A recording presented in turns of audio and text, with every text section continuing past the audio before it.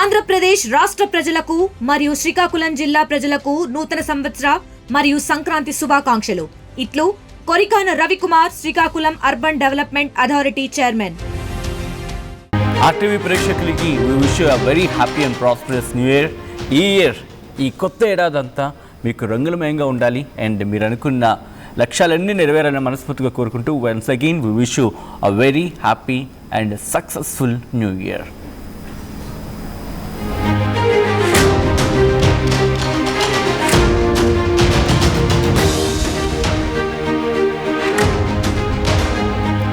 Breaking news చూస్తున్నారు. దమ్ముందారా అన్వేష్కి సవాల్ విసురుతోంది తెలుగు ప్రపంచం. కొత్త సంవత్సరం వేళ నా అన్వేష్ కొత్త వీడియో రిలీజ్ చేసిన తర్వాత కూడా ఇదే మాట వినిపిస్తోంది. ఇండైరెక్ట్గా గరికపాటికి తన సవాల్ చేస్తున్నాడు, గరికపాటికి సవాల్ చేస్తున్నాడు అని అర్థం వచ్చేలా ఉందంటూ చర్చ జరుగుతుంటే అర్థం చేసుకోవచ్చు. పురాణాలపై డిబేట్ పెడితే తనతో ఎవ్వరూ గెలవలేడంటూ ఛాలెంజ్ చేస్తున్నాడు. ఏంది పురాణాలపై నువ్వు చెప్పేది ఏంది, మేము వినేది ఏంది? ఇది ప్రజల మాట. ఈ ఏడాదితో గత ఏడాదితో చాలా నేర్చుకున్నాను అంటున్నాడు. ఈ ఏడాదిలో తానేంటో చూపిస్తానంటూ సవాల్ విసురుతున్నాడు. తాను మారకపోతే చెప్పుతో కొట్టాలంటున్నాడు. కొత్త వీడియోలో రామాయణం గురించి మాట్లాడుతున్నాడు, మహాభారతం గురించి మాట్లాడుతున్నాడు, హిందూ ధర్మం గురించి మాట్లాడుతున్నాడు. అన్వేష్ సింపతి గేమ్ ప్లే చేస్తున్నానని చెప్పి హిందూ సంఘాలు ఆగ్రహాన్ని ఇక్కడ వ్యక్తం చేయడం జరుగుతోంది. అన్వేష్ను వదిలేది లేదంటున్నాయి హిందూ సంఘాలు. ఇప్పటికే ఓ 2-3 వీడియోలు చక్కర్లు కొడుతున్నాయి. వాటిని మనం అథెంటికేట్ చేయలేము, బట్ ఆ వీడియోస్ ప్రకారం ఎవరితో మాట్లాడుతూ మీరంటే మాకు ఒకప్పుడు నచ్చేవారంటే కానీ ఇప్పుడు లేదు అని చెప్పి ఒక కైండ్ ఆఫ్ వీడియో అఫ్కోర్స్ మీరు చూసుంటారు. So coming back to the subject here, ఏమంటాడంటే నేను మహాభారతం చెప్పాను, నేను నెక్స్ట్ రామాయణం చెప్పబోతున్నాను 2026లో, ఆ తర్వాత భాగవతం చెప్తాను అంటున్నాడు. సీదా సవాల్ ఇక్కడ, సీదా సవాల్. Can you answer mister Anvesh? Mahabharatam చదివాను అన్నావు కదా, మహాభారతం చదివిన నోరు ద్రౌపదిని ఎలా అంటావురా? మహాభారతం చదివిన నోటితో కొద్దో గొప్ప తెలిసిన జనాలే ద్రౌపదిని ఒక మాట అంటేనే భరించలేకపోతూ ఉంటే నువ్వు ద్రౌపదీదేవిని ఎంత మాట అన్నావు?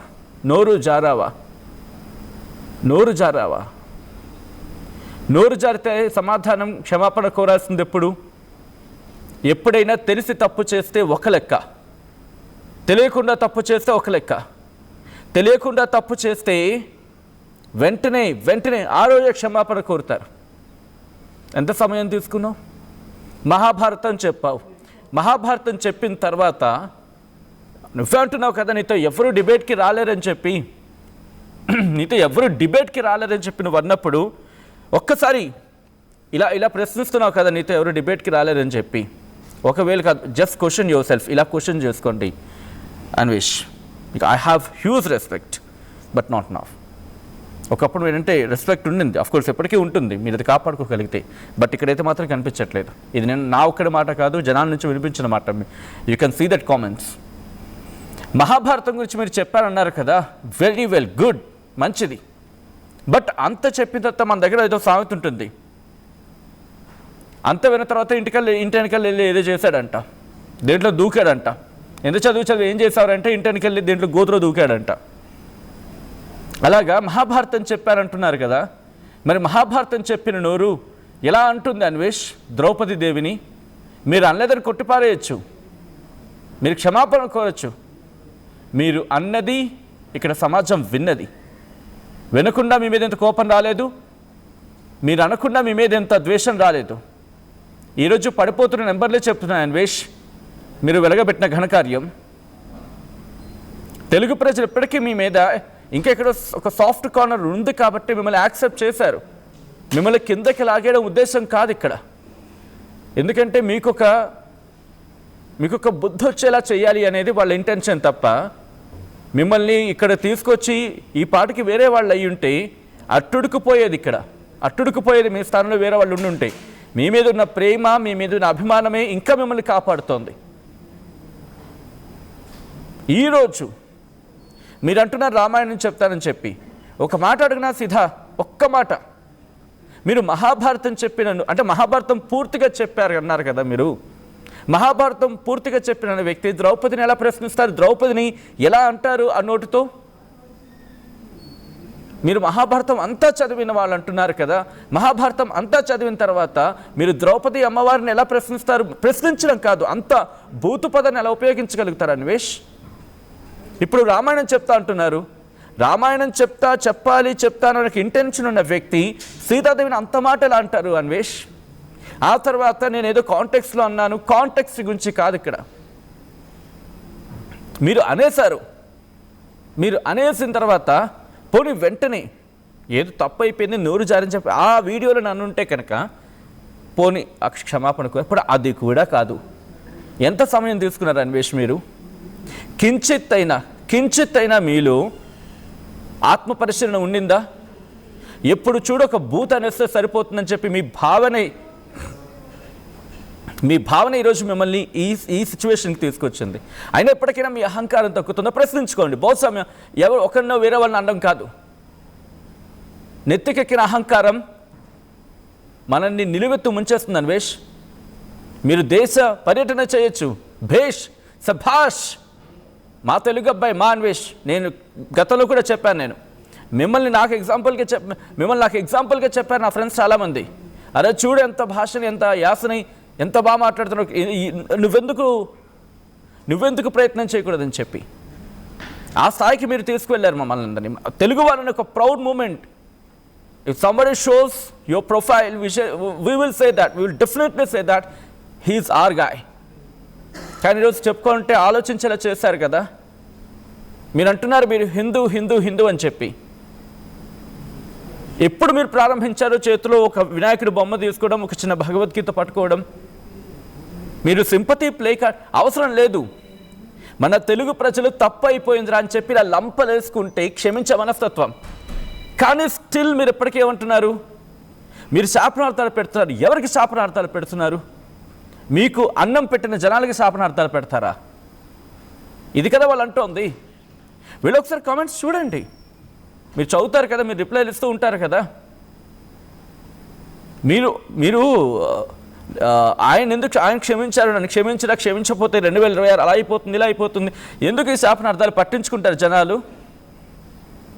నాలుక మీద మచ్చ ఉంది, నాలుక మీద కాదు ఒంటి మీద ఎక్కడ మచ్చ ఉన్నా పట్టించుకోరు అన్వేష్. మనమేమంత ఋషులు మహర్షులం కాదు, హిమాలయాలో కూర్చొని తపస్సు చేసేదో సోకాల్డ్ పవర్స్ని సంపాదించడానికి. ఒక్కసారి నేను జనాలతో మాట్లాడే ప్రయత్నం చేస్తున్నాను, జనాల నుంచి రెస్పాన్స్ తీసుకుంటాను. సో తను ఏమంటాడంటే కనుక, ఆల్రెడీ మీరు ఆ వీడియో చూస్తుంటారు నిన్న మాట్లాడిన సందర్భంలో. స్టిల్ ఇప్పటికీ ఈయనతో ఎవరు డిబేట్కి వచ్చినా కూడా ఓడిపోతారట. మాట్లాడే ప్రయత్నం చేద్దాం. 0406931611 0406931622. అఫ్కోర్స్ న్యూ ఇయర్ పూట ఈ డిబేట్ అనేది కాస్త ఇబ్బంది ఉంటుంది. బట్ ఆ మనిషి అన్న మాటని మీరు ఎలా చూస్తారు? యాక్సెప్ట్ చేస్తారా? ఎవరు నాతో డిబేట్కి వచ్చినా ఓడిపోతారు, లేకపోతే ఎవరు నాతో డిబేట్కి వచ్చినా కష్టమని చెప్పి ఆ టైప్లో మాట్లాడుతున్నాడు కదా మనిషి. ఎప్పటికైనా అహంకారం తగ్గిందనుకుంటున్నారా? నేను దేవుణ్ణి అనుకుంటే తప్పులేదు, నేనే దేవుణ్ణి అనుకుంటే తప్పు అన్వేష్. నేనేకి ఇదే డిఫరెన్స్. మీరు మహాభారతం చెప్పా అన్నారు కదా, వెల్ భేష్, బహుశా మీకున్నంత జ్ఞానం కూడా మాకు ఉండకపోవచ్చు. కానీ మేము ఎప్పుడు ద్రౌపది అమ్మవారి గురించి అసలు ఆ మాట ఎలా అనిపించింది మీకు అన్వేష్? మీ ఇంటెన్షన్స్ ప్యూరిటీ ఉందా? Just question your self. మమ్మల్ని ఏదో అన్నం కాదు, మీరు వీడియో చేసినప్పుడు మీ ఇంటెన్షన్ ఏంటి? ఆ రోజు ఇంటెన్షన్ ఏంటి? మీరు ఏదో ఎడ్యుకేటెడ్ వీడియోస్ టైప్లో చేసినట్టుగా ఆ రోజు చేసే ప్రయత్నం చేసినప్పుడు స్టిల్ ఇప్పటికీ మిమ్మల్ని వాళ్ళు యాక్సెప్ట్ చేశారు, ప్రజలు యాక్సెప్ట్ చేశారంటే అర్థం చేసుకోండి. బట్ ఈరోజు మిమ్మల్ని వద్దు అని అనుకోవట్లే, ఇంకా గుర్తుపెట్టుకుని వద్దు అని అనుకోవట్లే. వీడికి బుద్ధి రావాల్సిందని కోరుకుంటున్నారు, వీడికి బుద్ధి రావాల్సిందే అని చెప్పి కోరుకుంటున్నారు అంతే. అందుకే ఆ నెంబర్లు పడిపోతున్న, అది మీ పతనం. ఇప్పటికైనా తప్పు అయిపోయిందని చెప్పి క్షమాపణలు వాళ్ళని కన్విన్స్ చేయండి. తెలుగు ప్రజలు గొప్పవాళ్ళు అన్వేష్, మహామహులై, ఎంతటి దుర్మార్గులైనా, ఎంతటి దాష్టికాలకు పాల్పడినా వాళ్ళు మార్పు వచ్చిందని చెప్పి నమ్మితే వారిని అందరిలోకి ఎక్కించిన ఘనత మనకుంది. మీరు మహాభారతం గురించి మాట్లాడారు అన్నారు కదా, దట్స్ సో హర్టింగ్. మహాభారతం గురించి మాట్లాడిన వ్యక్తి ద్రౌపది దేవిని ఎలా అంటారు, అంత తెలిసిన వ్యక్తి, అండ్ పైపెచ్చి ఏమంటారు ఇప్పుడు మీరు, ఎవరు నాతో డిబేట్కి వచ్చినా గెలవలేరా? Stop with this nonsense, stop this attitude. జనాలు హర్షిస్తారు కొంత సందర్భం వరకు, ఆ నెంబర్స్ చెప్తున్నాయి. మీరు ఒక 20 minutes of 90 minutes మీరు వీడియోస్ చేశారు, గ్రేట్. మీరు కన్విన్స్ చేసే ప్రయత్నం చేస్తున్నారు, అర్థమవుతోంది. రోజుకు 5 వీడియోలు 10 వీడియోలు చేసేద్దాం అనుకుంటున్నారు, అది కూడా మంచిదే. మీరు మంచి కాంటెంట్ ఇస్తే ఆ కాంటెంట్ యాక్సెప్ట్ చేస్తారు, ఎంకరేజ్ చేస్తారు. ఎందుకు జనాలతో మాట్లాడే ప్రయత్నమే చేద్దాం. గుంటూరు నుంచి ఎవరండి?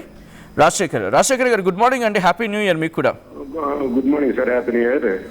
రాజశేఖర్ గారు ఎలా చూస్తారు? ఇప్పుడు మహాభారతం చెప్పానన్నాడు, మహాభారతం చెప్పిన తర్వాత ద్రౌపది అమ్మవారిని అక్కడ అపహాస్యం చేసిన సందర్భం కాదు, చాలా దరిద్రమైన ముందు మాత్రం వాడు పురుగులు పడి చచ్చిపోతాడండి. సీతాదేవిని మహాభారతం ఎవరం చేసినవాడు భూమి మీద ఎవడో బతకడు.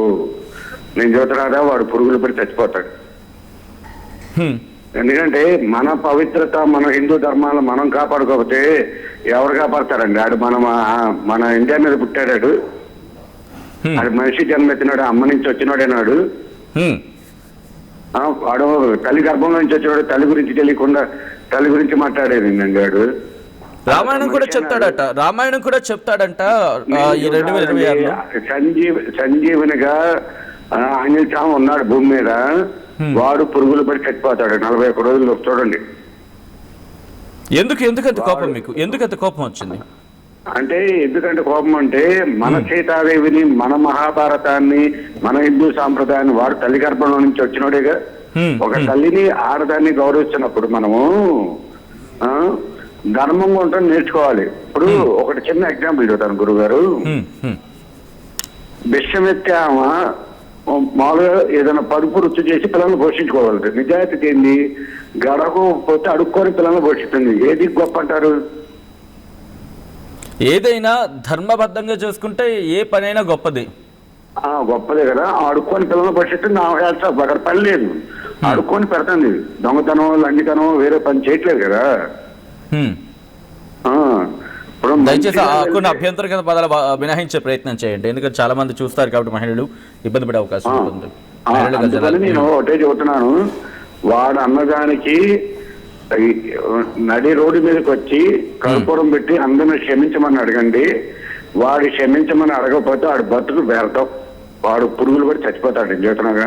సరే, తన ఎలా వెళ్తాడనే తన ఇష్టం. కానీ ఇక్కడ నా ప్రశ్న ఏంటంటే అండి, మహాభారతం రామాయణ విషయంలో ఎవరు వచ్చినా సరే డిబేట్లో నన్ను గెలవగలరని అర్థం వచ్చేలా మాట్లాడుతున్నాడు. అంటే ఇండైరెక్ట్గా ఇటు గరికపాటి వరకో లేకపోతే మన వాళ్ళకో ఒక సవాల్ విసురుతున్నట్టుగా భావించాలి. ఇది ఏమండి, గురువుల్ని అనకూడదండి. గురువు అనేవాడు చాలా పవిత్రమైన వాడు నా లెక్కలో. గురువు ఎవరైనా మంచి మాటలు చెప్పేవాడు కాదు. ఒకవేళ ఇది డైరెక్ట్ గాను ఇండైరెక్ట్ గాను ఒకవేళ గరికపాటి గారిని అనుకుంటే కనుక, వారిని కనుక అనుకుంటే నిజంగా గరికపాటి వారితో కనీసం కూర్చొని మాట్లాడగలరా? వాడు బతుకు దేనికండి? గడ్డి పరకు కూడా అనవసరం అండి వాడితో మాట్లాడటం కూడా. వాడు గడ్డికి కూడా పనికిరాడు, మనం ఆవులకి వేసే మేత కింద కూడా పనికిరాడు. వాడు మనిషి జన్మ ఎత్తితే, వాడికి పశ్చాత్తాప నిజంగా ఉంటే, మానవ జన్మ ఎత్తితే మనం మన హిందూ ధర్మాలు అనేంత దమ్ము ధైర్యం, భగవద్గీత పట్టుకొని ప్రమాణం చేయమను, రామాయణం పట్టుకొని ప్రమాణం చేయమను, నేను చేసింది మమ్మాడి తప్పే అంటాడు.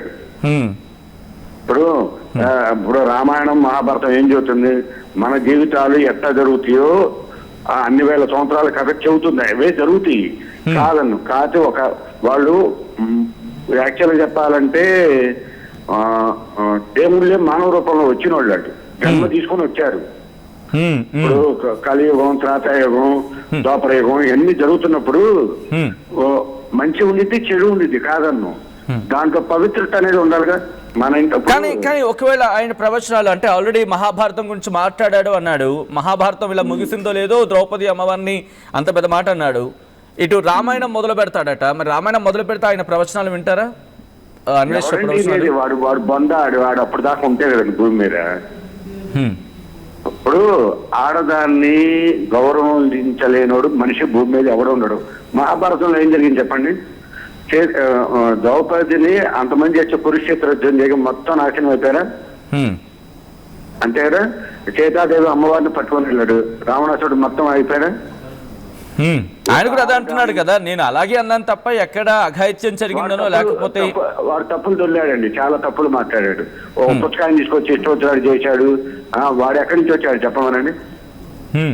ఇప్పుడు అవుట్ ఆఫ్ కంట్రీలు అంటే అవి పాడైపోయినాయి. అవుట్ ఆఫ్ కంట్రీలు చెల్లి అక్క మానవ మర్యాదలు మనకు అందరూ ఉన్నారు. అక్క పిన్ని చెల్లి అమ్మ తల్లి అందరూ భవబంధాలు ఉన్నాయి. అవుట్ ఆఫ్ కంట్రీలు ఏమున్నాయండి భవబంధాలు? ఉన్నాయంటారా భవబంధాలు వినిపించారు? బట్ వాళ్ళే బాగుపడుతున్నారు, అక్కడే ఎటువంటి అఘాయిత్యాలు జరగట్లేదు అనేది. ఒకటి గుర్తుంచుకోండి గురువు గారు, ఉన్న దాంట్లో తృప్తిగా కడుపు నిండా తిని కడుపు నిండా నిద్రపోయినాడు మంచోడు. 1000 కోట్ల మంచి మాట మాట్లాడారు ఉదయాన్నే. టెన్షన్ గా బతికి మామూలుగా రోగాలు వచ్చి చావటం కదండి. 1000 కోట్లు ఉన్నోళ్ళు వచ్చి ధర్మం చేయమని చేస్తాడు. ధర్మంగా లేనోడు చేస్తాడు. 10 రూపాయలైనా సరే, ఇప్పుడు నేనున్నాను, 10 రూపాయలైనా లేనోడికి ఇవ్వచ్చు, తప్పలేదు. నా సమస్య దగ్గర 10 రూపాయలు ఇచ్చినా రూపాయి ఇచ్చినా నాకు ఆత్మతృప్తి ఉండింది. అర్థమైందా గురువు గారు?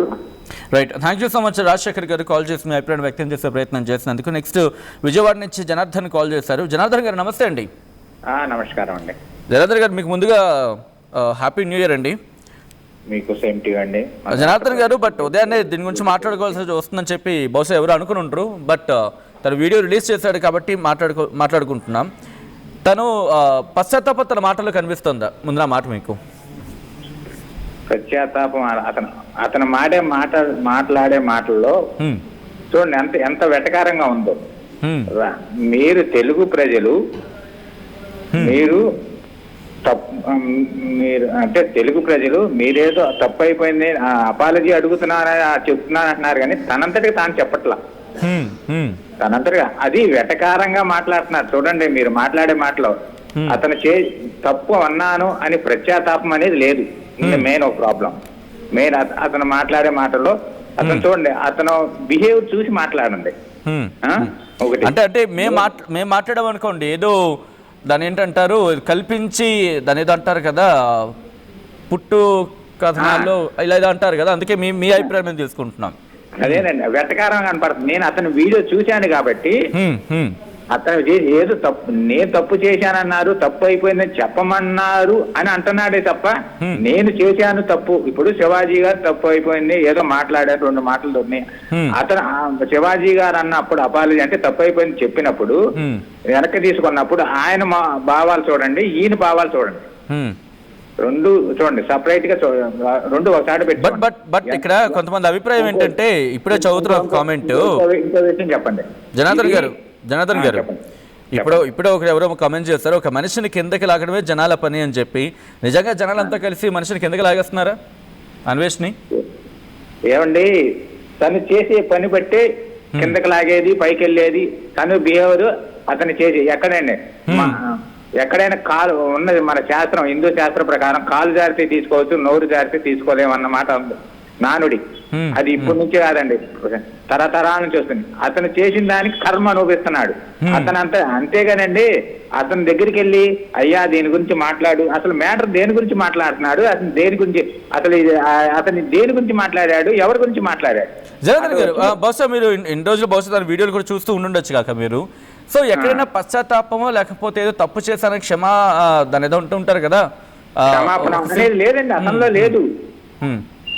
గర్వం అనేది కనపడుతుంది. నేను ఇంకోటండి, నిన్న అమెరికా నుంచి ఎవరో కాల్ చేశారు.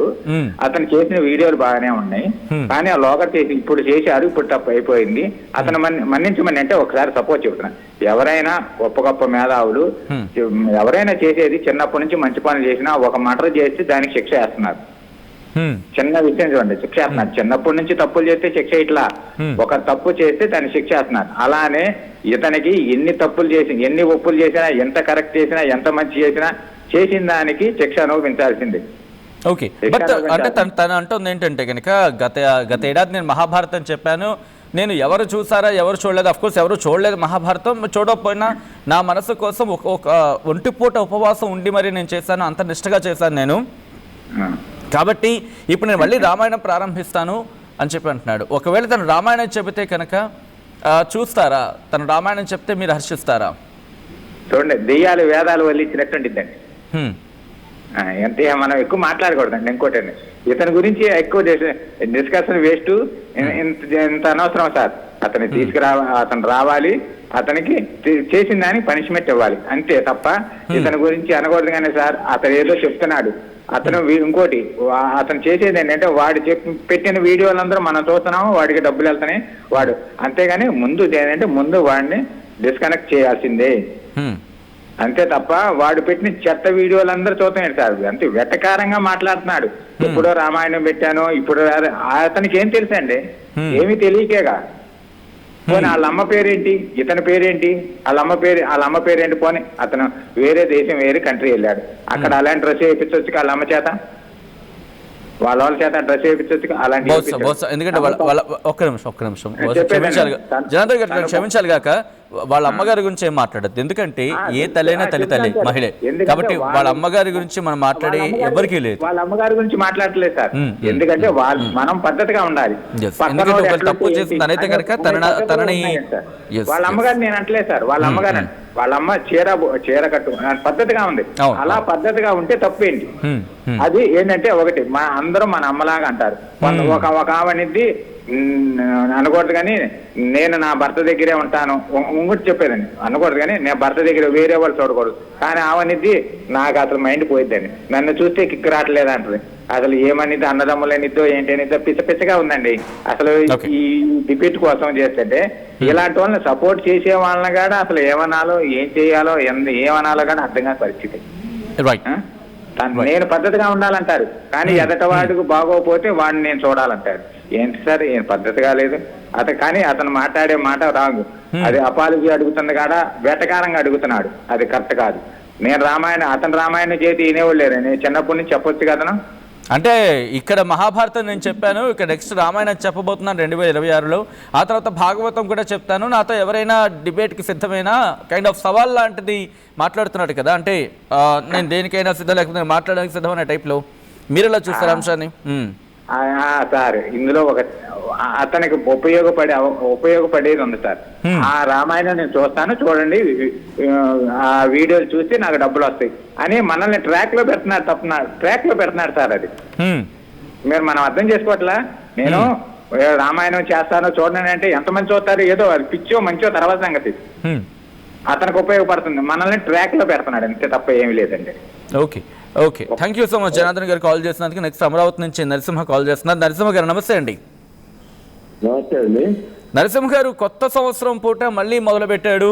కొత్త సంవత్సరం కొత్తగా ఉంటుంది, దాంతోపాటు నన్ను క్షమించండి, క్షమాపణ కోరుతానని చెప్తూనే ఇటు నాతో పాటు ఎవరైనా చర్చకు సిద్ధం, అంటే నాతో చర్చకు వస్తే కనుక నన్ను ఓడించలేరు అని అర్థం వచ్చేలాగా భావం వచ్చేలా మాట్లాడుతున్నాడు. ఎలా చూస్తారు దాని? అంటే మనుషులు ఏమైనా ఆ క్షమాపణ కోరుతున్నట్టు ఏమైనా అనిపిస్తుందా మీకు? సార్ అసలు అతనికి క్షమాపణ చెప్తే దాని సీతాదేవి మాట్లాడినందుకు అతను అదుపుడే కాదు. సీతాదేవి గురించి మాట్లాడినందుకు అతను అసలు అదుపుడే కాదు. అతను అంతా పాశ్చాత్య దేశాల్లో నగరానికి ఒక అమ్మాయిని పెట్టుకొని బేబీని మీద పెట్టుకొని విద్యార్థ సీతాదేవి గురించి అతను ఏం తెలుసండి అతనికి? అతనికి ఇప్పుడు తెలియదు. అతను జీవిత శర్మాంకంలో ఇంచుకొస్తాడు కదా, అప్పుడు తెలిసింది ఒక సీతాదేవి. కానీ సీతాదేవి నేనేం అనలేదు కదా, ద్రౌపది దేవి నేనేం అనలేదు కదా. అప్పుడు అలా చేశారు కాబట్టి అలా అయ్యారన్నాను తప్ప ఎక్కడా నేను ఈ పదాన్ని ఎక్కడ ఉపయోగించలేదు కదా అనేది తన మాట. మీరేమంటారు అప్పుడు? అంటే మీరు విన్నారా తన అన్న మాటలని? అతను ప్రతి విషయంలో కూడా మన భారతదేశం గురించి, మన సంస్కృతి, మన విలువల గురించి, భారతదేశ విలువల గురించి అతను తప్పుగానే మాట్లాడతాడండి. ఇక్కడ ఏముందంటాడు, మరి పిచ్చోడ ఇక్కడ ఆ విలువలు ఉండబట్టే ఇంతమంది ఇన్ని మతాలలో ఇన్ని స్వేచ్ఛగా పొందుతున్నారు. అక్కడ ఎక్కడ పొందుతున్నారు కూడా? ఆ దేశాల్లో విలువలు ఉన్నాయా? విలువలు ఉన్నాయి అసలు ఆ దేశాల్లో? డబ్బు డబ్బు డబ్బు డబ్బు. అక్కడ డబ్బు ఉంటేనే బతలు జరుగుతాడు. ఇక్కడ డబ్బు. కానీ ఒక మాట క్లారిటీ ఇచ్చే ప్రయత్నం చేయండి. ఇంత తెలుగు ప్రజలు ఆదరించబట్టే కదా తను అక్కడ అలా వెళ్ళగలుగుతున్నాడు. అలా అనుకుంటున్నారా? లేకపోతే తను ఏమంటాడు, నేను ఏమన్నా సబ్స్క్రిప్షన్ ఏమో అడగలేదు కదా, ఎప్పుడు సబ్స్క్రైబ్ చేయమని అడగలేదు కదా. అవునండి, అతనే చెప్పుకుంటాడు. ఒక టూర్కి వెళ్ళటానికి డబ్బులు లేకపోతే ఇదే పేరు డబ్బులు వేసారు. ఆ స్టేజ్ నుంచి నువ్వు ఇలా 8 కోట్లు సంపాదించు, 8 కోట్లు అన్నాలు వస్తాయి పిచ్చాడా, 8 కోట్లు అన్నాలు వస్తాయి. Okay, right. అంటే ఇక్కడ డిబేట్కి ఎవరైనా సిద్ధమే, అంటే ఎవరితోనైనా, అది మన గరికపాటి గారు కావచ్చు, లేకపోతే బహుశా ఎందుకంటే ప్రవచనకర్తలుగా మనకి ఇప్పుడు తెలుగు రాష్ట్రాల్లో దిగ్గజాలుగా కనిపిస్తున్న ప్రముఖమైన పేర్లలో చాగంటి గారు, అలాగే గరికపాటి గారు, వీళ్ళిద్దరు పేర్లే కదా అక్కడ వినిపించేవి. మాటండి అత్యంత మాటలు గరికపాటి గారు నన్ను మాటలు అనొచ్చా? విమర్శించండి, తప్పు లేదు, ఆయన విమర్శించండి, ఆ మాటలు మాట్లాడచ్చా? తప్పు కదా. ఆయన ఎంతో మందికి పొద్దున్నే లేచిన కాడి నుంచి హితబోధం చేస్తా ఉంటాడు, భగవంతుడి గురించి కానీ మనిషి విలువల గురించి కానీ, ఎట్లా ఉండాలమ్మా ఎట్లా ఉండాలమ్మా అని హితబోధం చేస్తా ఉంటాడు. నీకు రిటర్న్ ఇష్టం లేకపోతే మానేసి. బట్ అంటున్నాడు కదా, నేను ఆయన చెప్పేది కూడా వింటాను, ఆయన చెప్పేది కూడా నేను ఫాలో అవుతాను, ఆయన చెప్పడం నాకు, ఆయన చెప్పేవి నాకు ఇష్టమే అని చెప్పి అంటున్నాడు కదా నేను రీసెంట్ గా రిలీజ్ చేసిన వీడియోలో. ఇప్పుడు స్కోర్ పడిపోతుంది కాబట్టి ఇవన్నీ ఇప్పుడు అవి కూడా హేళనగా మాట్లాడుతున్నాడండి. ఇంతకుముందు ఆయన గారు చెప్పినట్టు ఇంతకుముందు మాట్లాడిన ఆయన హేళనగా మాట్లాడుతున్నాడు, తప్పు. నువ్వు చివరి దశలో ఇక్కడ రావాల్సింది అన్వేష్, నువ్వు చివరి దశలో భారతదేశం రావాల్సింది. అప్పుడు తెలిసి దీనికి తల్లి వదిన చెల్లి విలువేందో, ఆడబూతులు విలువేందో. Right, thank you so much Narasimha garu. Amaravati నుంచి కాల్ చేసినందుకు కొన్ని కామెంట్స్ వస్తున్నాయి. నెక్స్ట్ వైజాగ్ నుంచి గోవింద్ కాల్ చేస్తారు, కాల్ తీసుకుందాం, బట్ ఒక కామెంట్ చదివి వినిపించే ప్రయత్నం చేస్తాను.